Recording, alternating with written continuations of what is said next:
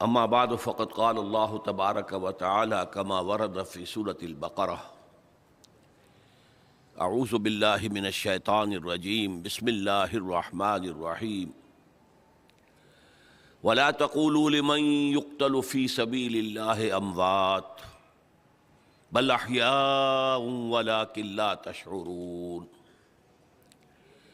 وقال تبارک و تعالی کما ورد فی سورۃ آل عمران وَلَا تَحْسَبَنَّ الَّذِينَ قُتِلُوا فِي سَبِيلِ اللَّهِ أَمْوَاتًا بَلْ أَحْيَاءٌ عِندَ رَبِّهِمْ يُرْزَقُونَ وقال عز وجل كما ورد في سورة التوبة إن الله اشترى من المؤمنين أنفسهم وأموالهم بأن لهم الجنة يقاتلون في سبيل الله فيقتلون ويقتلون صدق اللہ العظیم وقال النبی صلی اللہ علیہ وسلم لوددت ان اقتل فی سبیل اللہ ثم احیا ثم اقتل ثم احیا ثم اقتل او کما قال صلی اللہ علیہ وسلم رب اشرح لی صدری ویسر لی امری واحلل عقدۃ من لسانی یفقہوا قولی اللہم ربنا الہمنا رشدنا واعذنا من شرور انفسنا اللہم ارنا الحق حقا وارزقنا اتباعہ وارنا الباطل باطلا وارزقنا اجتنابہ اللہم ارزقنا شہادتا فی سبیلک آمین یا رب العالمین۔ معزز حاضرین اور محترم خواتین، السلام علیکم ورحمۃ اللہ وبرکاتہ۔ آپ کے علم میں ہے کہ میری اس وقت کی گفتگو کا موضوع ہے قرآن کا فلسفہ شہادت۔ اس ضمن میں جو سب سے پہلی بات میں کہنا چاہتا ہوں، جو آپ حضرات کے لیے شاید بہت غیر متوقع ہو، ہمارے ذہنوں میں شہادت کا ایک ہی مفہوم ہے، اللہ کی راہ میں قتل ہو جانا۔ اس مفہوم میں پورے قرآن میں یہ لفظ کہیں استعمال نہیں ہوا۔ قرآن مجید میں شہادت کا فلسفہ کچھ اور ہے۔ بدقسمتی سے یہ جو مفہوم ہمارے ہاں عام ہو گیا ہے، اگرچہ حدیث مبارکہ میں موجود ہے، لیکن جو چیز بڑی مارجنل سی تھی اس کو اتنا پھیلا دیا گیا ہے کہ جو قرآن کا اصل فلسفہ شہادت ہے وہ بالکل نگاہوں سے اوجھل ہو گیا۔ یہ حادثہ ہمارے ہاں اور بھی بہت سی اصطلاحات کے ساتھ ہوا ہے۔ لفظ تصوف عام ہوا، جو نہ قرآن کا لفظ ہے نہ حدیث کا لفظ ہے، اور اس نے دین کے ایک اہم شعبے اور ایک اہم تعلیم کو بالکل چھپا دیا۔ احسان۔ اب احسان کے معنی ہم صرف یہ سمجھتے ہیں کسی کے ساتھ بھلائی کرنا، احسان کرنا۔ یہ کہ دین کے اعتبار سے روحانی ترقی کا بلند ترین مقام احسان ہے، یہ آج ہمیں معلوم نہیں۔ تصوف کے بارے میں تو پھر بھی ہم یہ کہیں گے کہ یہ اصطلاح تو ہے ہی مجہول النسب، یہی پتہ نہیں کہ یہ کہاں سے بنا ہے۔ عام طور پر سمجھتے ہیں صوف سے، اون۔ تو ابتدائی صوفی حضرات جو ہوتے تھے وہ اونی لباس پہنتے تھے تاکہ وہ چبھتا رہے جسم کو، اپنے جسم کو، اپنے نفس کو اذیت دینے کے لیے۔ تو شاید اس سے تصوف بن گیا۔ بعض محققین، جن میں ڈاکٹر میر ولی الدین حیدرآباد دکن والے بہت بڑے محقق، ان کا کہنا ہے یہ صوفیہ سے بنا ہے، تھیوسوفی، فائلوسوفی، فلسفی، تھیوسوفی، یہ اس سے بنا۔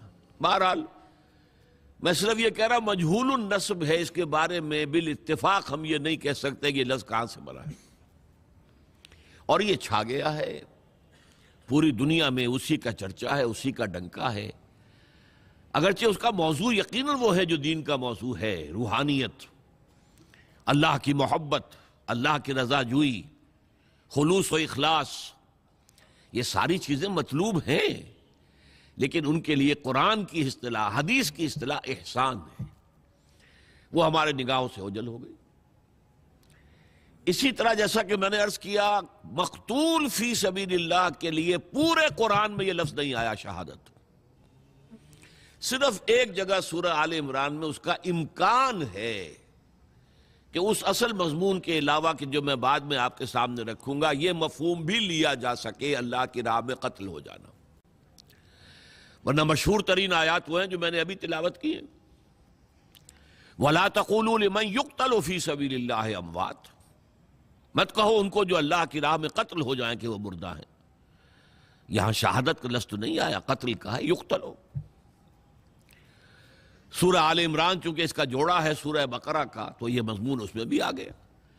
وَلَا تَحْسَبَنَّ الَّذِينَ قُتِلُوا فِي سَبِيلِ اللَّهِ أَمْوَاتًا، کبھی ہرگز نہ سمجھنا کہ جو اللہ کی راہ میں قتل ہو جائیں وہ مردہ ہیں، بل احیاء عند ربہم یرزقون، وہ تو زندہ ہے، اپنے رب کے پاس رزق پا رہے ہیں۔ لفظ شہادت تو نہیں آیا۔ سورہ توبہ کی آیت میں نے آپ کو سنائی، ان اللہ اشتری من المؤمنین انفسهم واموالهم بان لهم الجنہ، اللہ نے اہل ایمان سے ان کی جانیں اور مال خرید لیے ہیں جنت کے عوض۔ اس کا مظہر کیا ہے؟ یقاتلون فی سبیل اللہ، تو اللہ کی راہ میں جنگ کرتے ہیں، فیقتلون ویقتلون، قتل ہوتے بھی ہیں قتل کرتے بھی ہیں۔ قتل ہی کا لفظ ہے، شہادت کا لفظ تو نہیں۔ پھر میں نے آپ کو حدیث سنائی، بڑی پیاری حدیث ہے۔ حضور فرماتے ہیں لَوَدِدْتُ أَنْ أُقْتَلَ فِي سَبِيلِ اللَّهِ ثُمَّ أُحْيَا ثُمَّ أُقْتَلَ ثُمَّ أُحْيَا ثُمَّ أُقْتَلَ او کما قال صلی اللہ علیہ وسلم، میری بڑی خواہش ہے میں اللہ کی راہ میں قتل ہو جاؤں، پھر زندہ کیا جاؤں، پھر قتل ہو جاؤں، پھر زندہ کیا جاؤں، پھر قتل ہو جاؤں۔ یہاں بھی وہی لفظ قتل ہے۔ تو پہلا نقطہ یہ سمجھ لیجئے کہ پورے قرآن مجید میں لفظ شہادت اس معنی میں نہیں آیا ہے جس معنی میں کہ یہ ہمارے ذہنوں میں، ہماری زبانوں پر عام ہے۔ تو پھر قرآن کا فلسفہ شہادت کیا ہے؟ اور جیسا کہ میں نے کہا حدیث میں یہ لفظ استعمال ہوا ہے مقتول فی سبیل اللہ کے لیے، تو اس کا ربط کیا ہے؟ یہی در حقیقت دو کوسچنز ہیں کہ جن پر میں اس وقت گفتگو کروں گا، اور میں کہاں سے شروع کرنا چاہتا ہوں۔ سب سے پہلے لفظ شہادت کا لغوی مفہوم کیا ہے اسے سمجھیے، یہ کہاں سے بنا ہے؟ شہد یشہد، موجود ہونا، حاضر ہونا۔ اس سے کیا بنتا ہے؟ اس میں فاعل شاہد، شاہد و غائب، جو موجود نہیں ہے وہ غائب ہے، جو موجود ہے وہ شاہد ہے۔ شہد یشہد شہودن و شہادتن، اس کے معنی کیا ہے؟ موجود ہونا۔ البتہ اس میں پھر اضافی مفہوم دو پیدا ہوئے۔ ظاہر بات ہے کہ اگر کوئی کہیں حادثہ ہوا ہے، کوئی وقوعہ پیش آیا ہے، کوئی قتل ہوا ہے، کچھ اور ہوا ہے، تو گواہی اسی کی معتبر ہوگی جو وہاں موجود تھا، آن دی اسپاٹ، آئی وٹنس۔ لہذا یہاں سے اس کے اندر گواہی کا مفہوم آ گیا، شاہد گواہ۔ اور ایک اور دوسری بات، آپ کسی مشکل میں ہیں، کوئی آپ کو تکلیف پہنچا رہا ہے، کوئی آپ کو مار رہا ہے، تو آپ کے دوست ہیں، آپ کے ساتھی ہیں، لیکن موجود ہوں تو مدد کریں گے نا۔ اس لیے شہادت کا ایک مفہوم مدد کا بھی ہو گیا۔ یہ دو اضافی مفہوم ہیں۔ قرآن مجید میں اس دوسرے مفہوم میں سورہ بقرہ کے تیسرے رکوع میں فرمایا وَإِن كُنتُمْ فِي رَيْبٍ مِّمَّا نَزَّلْنَا عَلَىٰ عَبْدِنَا فَأْتُوا بِسُورَةٍ مِّن مِّثْلِهِ وَادْعُوا شُهَدَاءَكُم مِّن دُونِ اللَّهِ إِن كُنتُمْ صَادِقِينَ۔ اور اے لوگو، اگر تمہیں فی الواقع کوئی شک ہے کہ یہ کلام جو ہم نے اپنے نبی، اپنے بندے محمد پر اتارا ہے صلی اللہ علیہ وسلم، یہ ہمارا کلام نہیں ہے بلکہ اس کا اپنا کلام ہے، تو تم اس جیسی ایک صورت بنا کر لے آؤ اور اپنے سارے مددگاروں کو بلا لو۔ تمہارے ہاں بڑے بڑے خطیب ہیں، ادیب ہیں، شاعر ہیں، پھر یہ کہ کاہنوں کے موکل ہیں، جنات، وہ انہیں کلام سکھاتے تھے، پڑھاتے تھے، سب کو بلا لو۔ اللہ کے سوا جو بھی مددگار ہوں وَادْعُوا شُهَدَاءَكُم مِّن دُونِ اللَّهِ إِن كُنتُمْ صَادِقِينَ، اگر سچے ہو تو اس چیلنج کو قبول کرو۔ تو یہاں معنی کیا ہوئے؟ گواہ کے نہیں بلکہ مددگار کے۔ اسی طرح سورہ فتح میں فرمایا هُوَ الَّذِي أَرْسَلَ رَسُولَهُ بِالْهُدَى وَدِينِ الْحَقِّ لِيُظْهِرَهُ عَلَى الدِّينِ كُلِّهِ وَكَفَىٰ بِاللَّهِ شَهِيدًا۔ وہی ہے اللہ جس نے بھیجا اپنے رسول کو صلی اللہ علیہ وسلم الہدا، قرآن حکیم دے کر، اور دین حق ایک مکمل نظام زندگی دے کر، تاکہ غالب کریں اسے پورے کے پورے نظام زندگی پر۔ اور اللہ کافی ہے مددگار کے طور پر، کوئی مدد کرے نہ کرے اللہ کافی۔ تو ایک تو مددگار کے معنی میں شہید کا لفظ آیا، اور دوسرا جو میں نے عرض کیا گواہی۔ اب یہاں سے اصل میں سارا فلسفہ قرآن کا جو ہے شہادت کا، وہ اس لفظ گواہی پر بیسڈ ہے۔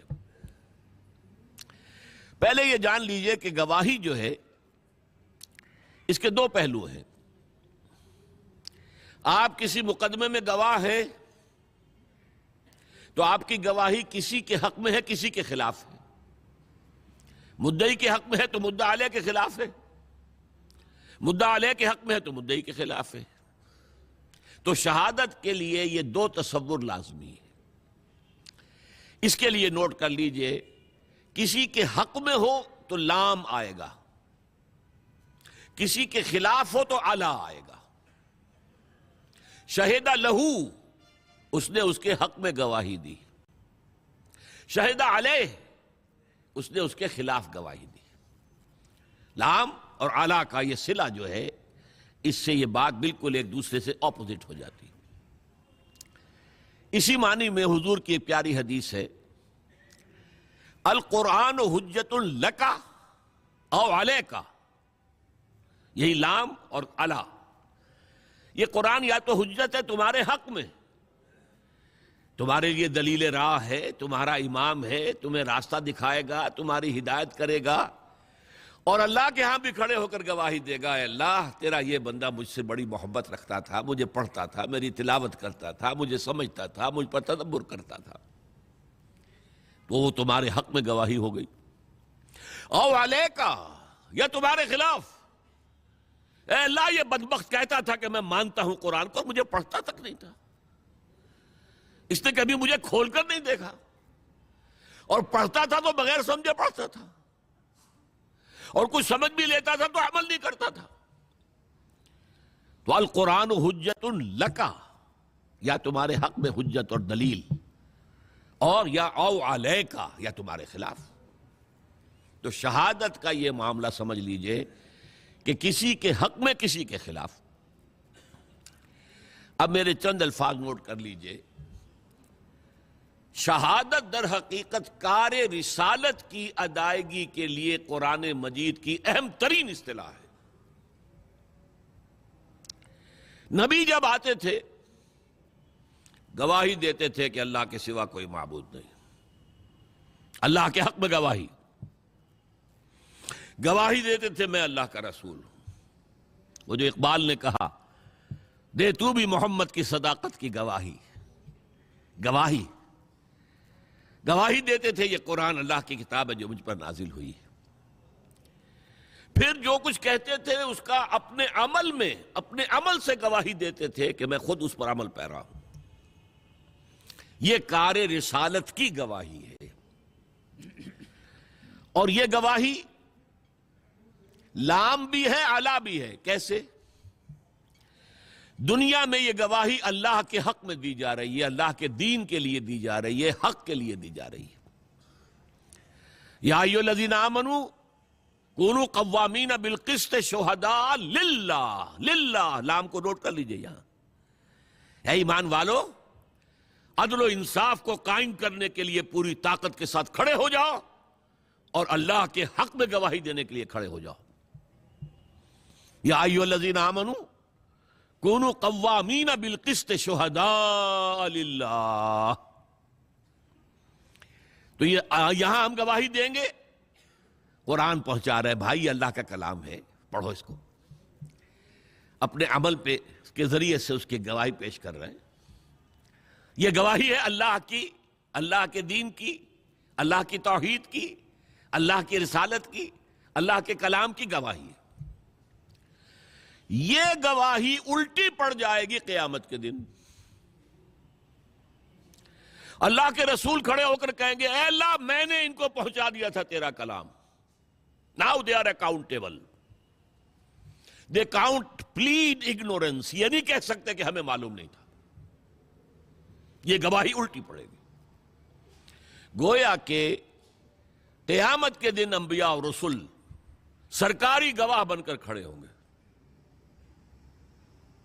Prosecution witnesses.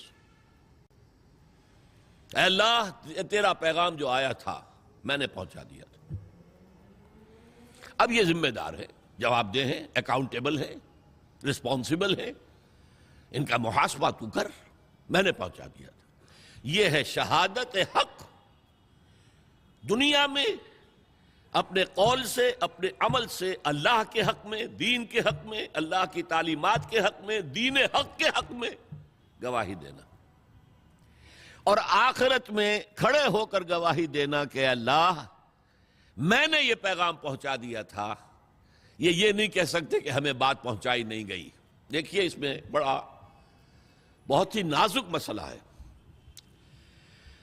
آپ اپنے کسی عزیز کو ایک پیغام بھیجتے ہیں کہ دیکھنا بھائی کل شام تک یہ کام کرنا ہے، ضرور کرنا ہے، ضرور کرنا ہے، ضرور کرنا ہے، اگر نہ ہوا تو میرا بڑا نقصان ہو جائے گا۔ کام نہیں ہوا، آپ کا نقصان ہو گیا، اب آپ غصے میں بفرے ہوئے پھنکارتے ہوئے گئے اپنے اس عزیز کے پاس، خدا کے بندے میں نے تمہیں یہ پیغام بھیجا تھا کہ یہ کام کرنا، تم نے نہیں کیا، میرا نقصان ہوا، کون ذمہ دار ہے؟ اگر وہ یہ کہہ دے ہلکے سے بھائی مجھے تو آپ کا پیغام کسی نے پہنچایا ہی نہیں، بتائیے آپ پتاشے کی طرح بیٹھ جائیں گے کہ نہیں؟ اب غصے کا رخ کدھر ہوگا؟ وہ پیغام بر بھلے آدمی تجھے میں نے یہ پیغام دے کر بھیجا تھا، تو نے نہیں پہنچایا، تو میرے نقصان کا ذمہ دار تو ہے۔ اس ٹرائنگل کو ذہن میں رکھیے، پیغام بھیجنے والا جس کے نام پیغام گیا، اور جو پیغام بر ہے بیچ میں، پیغمبر میں وہ ایک لفظ ہی نکل گیا ہے نا، پیغام بر اور پیغمبر لفظ تو ایک ہی ہے۔ یہی وجہ ہے سورہ اعراف کی آیت نمبر 6 ہے اس موضوع پر، فَلَنَسْأَلَنَّ الَّذِينَ أُرْسِلَ إِلَيْهِمْ وَلَنَسْأَلَنَّ الْمُرْسَلِينَ۔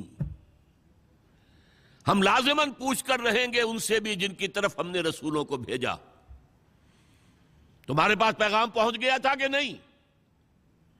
اور ہم لازماً پوچھ کر رہیں گے رسولوں سے بھی، تم نے پہنچایا تھا کہ نہیں؟ دیکھیے رسول کتنا ہی بلند مقام ہو، اللہ کے سامنے تو عبد ہے نا، اللہ تو اپنے رسولوں سے بھی محاسبہ کرے گا۔ قرآن مجید میں سورہ مائدہ میں ہے کہ نہیں؟ یا عیسی ابن مریم انت قلت للناس اتخذونی وامي الہین من دون اللہ، اے مریم کے بیٹے عیسیٰ کیا تم نے کہا تھا لوگوں سے کہ مجھے اور میری والدہ کو بھی اللہ کے سوا الہ بنا لینا؟ اور اس مقام کو پڑھیے، معلوم ہوتا ہے کانپ رہے ہیں حضرت عیسیٰ کھڑے ہوئے۔ اللہ کا دربار ہے، الرب رب وان تنزل والعبد عبد وان ترقى۔ یہ ابن عربی کا شعر مشہور ہے، اگرچہ ابن عربی کے کچھ دوسرے اشعار جو ہیں بالکل مخالف بھی ہیں، بہت گمراہ کن بھی ہیں۔ العبد رب والرب عبد یا لیت شعری من المکلف، رب ہی بندہ ہے، بندہ ہی رب ہے، یہ وحدت الوجود والا مسئلہ ہے ٹیڑھا، تو سمجھ میں نہیں آتا مکلف کون ہے، کون حساب لے گا، کون دے گا جب ایک ہی ہے۔ لیکن میں سمجھتا ہوں یہ الحاقی شعر ہے ابن عربی کے ہم، اصل شعر وہ ہے جو میں نے سنایا، الرب رب وان تنزل والعبد عبد وان ترقى۔ رب رب ہی ہے خواہ وہ نزول فرما کر اور پہلے آسمان تک آ جائے، جیسا کہ حدیث میں ہے کہ ہر رات کو اس کے آخری گھڑیوں میں اللہ تعالیٰ نزول اجلال فرماتا ہے پہلے آسمان تک، اور پھر کوئی پکارنے والا پکارتا ہے حل من مستغفر فاغفر له، ہے کوئی معافی چاہنے والا کہ میں اسے معاف کر دوں؟ حل من سائل فاعطیہ، ہے کوئی مانگنے والا کہ میں اسے دوں؟ تو اللہ کہاں آ گیا؟ پہلے آسمان پر، لیکن رہا اللہ ہی رب ہی، اور حضور پہنچ گئے 7ویں آسمان پر، رہے عبد ہی۔ لقد رأى من آیات ربہ الکبریٰ، اپنے رب کی عظیم نشانیوں کا مشاہدہ کیا ہے، ہیں تو بندے ہی۔ سبحان الذی اسریٰ بعبدہ لیلا من المسجد الحرام الی المسجد الاقصیٰ، عبد عبد ہے، چاہے 7ویں آسمان پر پہنچ گیا ہو، اور رب رب ہے چاہے پہلے آسمان تک اتر آیا ہو۔ لہذا اللہ تعالی حساب لے گا رسولوں سے بھی۔ اسی لیے اسی سورہ مائدہ میں حضور سے واحد کے صیغے میں خطاب کر کے کہا ہے، یا ایھا الرسول بلغ ما انزل الیک من ربک وان لم تفعل فما بلغت رسالتہ، اے نبی پہنچا دو وہ سب کچھ جو تم پر نازل ہوا ہے تمہارے رب کی طرف سے، اگر تم نے اس میں کوتاہی کی تو رسالت کا حق ادا نہیں ہوگا، پکڑے جاؤ گے اللہ کے ہاں۔ اس اعتبار سے ذرا سوچئے، بعض آیات وہ بھی ہیں نا جن میں حضور پر گرفت آئی ہے، اللہ تعالیٰ نے کچھ ناراضگی کا اظہار کیا ہے، حضور چھپا لیتے وہ آیات، کیوں ہمیشہ ہمیش کے لیے یہ آیات پڑھی جائیں؟ لما تحرم ما احل اللہ لک تبتغی مرضات ازواجک، اے نبی کیوں حرام کر رہے اپنے اوپر جو تمہارے رب نے تمہارے لیے حلال کیا، اپنی بیویوں کی رضا جوئی کے لیے؟ ہے انداز ہے۔ عبس وتولی ان جاءہ الاعمی وما یدریک لعلہ یزکی او یذکر فتنفعہ الذکریٰ، انہوں نے تیوری چڑھائی اور منہ موڑ لیا۔ دیکھیے خطاب بھی نہیں کر رہے یہاں پر، یہ بھی ایک طرح کا اظہار ناراضگی ہے۔ اے نبی آپ نے یہ کیوں کیا؟ یہ نہیں کہا، اس نے تیوری چڑھائی، اس نے اپنا منہ موڑ لیا کہ ایک اندھا اس کے پاس آیا۔ یہ آیتیں بھی قرآن میں ہیں اور تا قیام قیامت ہم تلاوت کریں گے۔ تو یا ایھا الرسول بلغ ما انزل الیک من ربک وان لم تفعل فما بلغت رسالتہ، اے رسول پہنچا دو جو کچھ نازل ہوا ہے تم پر تمہارے رب کی طرف سے، اور اگر نہیں کیا تو رسالت کا حق ادا نہیں ہوگا۔ یہ ہے کار رسالت۔ اسی لیے رسولوں کے لیے سب سے بڑا لفظ کیا آتا ہے؟ انا ارسلنا الیکم رسولا شاہدا علیکم کما ارسلنا الی فرعون رسولا۔ دیکھو لوگوں، ہم نے بھیج دیا تمہاری طرف ایک رسول جو تم پر گواہ بنے گا، تمہارے خلاف گواہی دے گا، شاہدا علیکم، جیسے کہ ہم نے فرعون کی طرف رسول بھیجا تھا۔ فعصى فرعون الرسول فاخذناه اخذا وبیلا، تو فرعون نے ہمارے رسول کی نافرمانی کی تو ہم نے پکڑا اسے وبال کا پکڑنا۔ لفظ شاہد، اور شاہد اعلیٰ کے ساتھ، کیونکہ رسول گواہی دے گا، اے اللہ میں نے پہنچا دیا تھا۔ اسی طرح مشہور آیت سورہ احزاب کی، یا ایھا النبی انا ارسلناک شاہدا ومبشرا ونذیرا وداعیا الی اللہ باذنہ وسراجا منیرا، اے نبی ہم نے آپ کو بھیجا ہے 5 حیثیتوں میں۔ شاہد سب سے پہلی، مبشر بشارت دینے والے، راست رو راست گو ان کے لیے بشارت، کجرو ان کے لیے خبردار کرنے والے، اور داعی اللہ باذنہ، اللہ کی طرف اس کے حکم سے بلانے والے، بس سراجا منیرا، اور ایک روشن چراغ۔ تو یہ شاہد، یہ شہادت، یہ ہے در حقیقت کار رسالت کے لیے اہم ترین اصطلاح، اس کو نوٹ کر لیجئے۔ قرآن کا اصل فلسفہ شہادت یہ ہے۔ یہی شہادت جب آئے گی آخرت میں، فَكَيْفَ إِذَا جِئْنَا مِن كُلِّ أُمَّةٍ بِشَهِيدٍ وَجِئْنَا بِكَ عَلَىٰ هَٰؤُلَاءِ شَهِيدًا، کیا ہوگا اس دن جب کہ ہم ہر امت پر اس کے خلاف ایک گواہ کھڑا کریں گے۔ فَكَيْفَ إِذَا جِئْنَا مِن كُلِّ أُمَّةٍ بِشَهِيدٍ، شہید کھڑا کریں گے، گواہ۔ اس آیت کے بارے میں ایک واقعہ آتا ہے کہ ایک مرتبہ حضور نے فرمائش کی حضرت عبداللہ ابن مسعود سے رضی اللہ تعالی عنہ، مجھے قرآن سناؤ۔ انہوں نے عرض کیا حضور آپ کو سناؤں، آپ پر تو نازل ہوا ہے۔ فرمایا ہاں مجھ پر نازل ہوا ہے، لیکن مجھے دوسروں سے سن کر کچھ اور حظ اور کچھ اور کیفیت، کچھ اور لطف حاصل ہوتا۔ انہوں نے سورہ نساء پڑھنی شروع کی۔ اب ظاہر بات ہے کہ جو مجلس نبوی کے آداب ہیں وہ گردن نیچی کیے ہوئے پڑھ رہے ہیں۔ 41ویں آیت پر پہنچ گئے۔ فَكَيْفَ إِذَا جِئْنَا مِن كُلِّ أُمَّةٍ بِشَهِيدٍ وَجِئْنَا بِكَ عَلَىٰ هَٰؤُلَاءِ شَهِيدًا عَلَىٰ کیا ہوگا اس دن جب کہ محمد صلی اللہ علیہ وسلم ہم تمام امتوں کے خلاف ایک گواہ کھڑا کریں گے اور آپ کو لائیں گے ان کے خلاف گواہ کے طور پر۔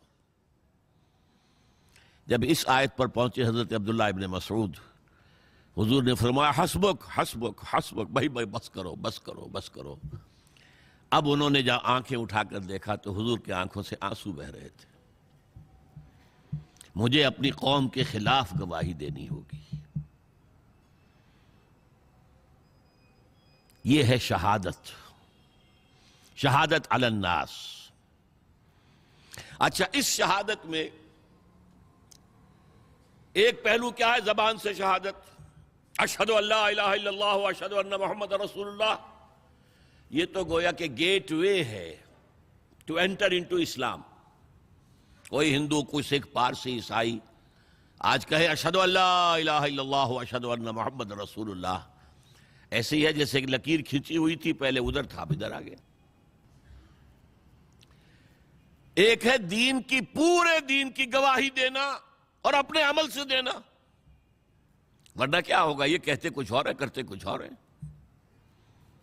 لما تقولون ما لا تفعلون، اے ایمان کے دعوے دارو کیوں کہتے ہو جو کرتے نہیں ہو؟ کبر مقتا عند اللہ ان تقولوا ما لا تفعلون، اللہ کی بیزاری کی انتہا ہے یہ بات کہ تم کہو جو کرتے نہیں ہو۔ دیکھیے یہاں غضب کا لفظ نہیں آیا ہے، غضب جو ہے ہلکا لفظ ہے، اللہ کے غضب کا لفظ نہیں آیا، مقت۔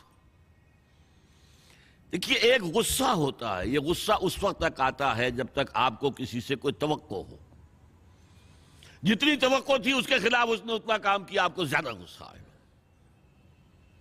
ایک وقت آتا آپ بیزار ہو جاتے ہیں، اب غصہ نہیں آتا، اب بیزاری ہے، مقت کہتے ہیں بیزاری کو۔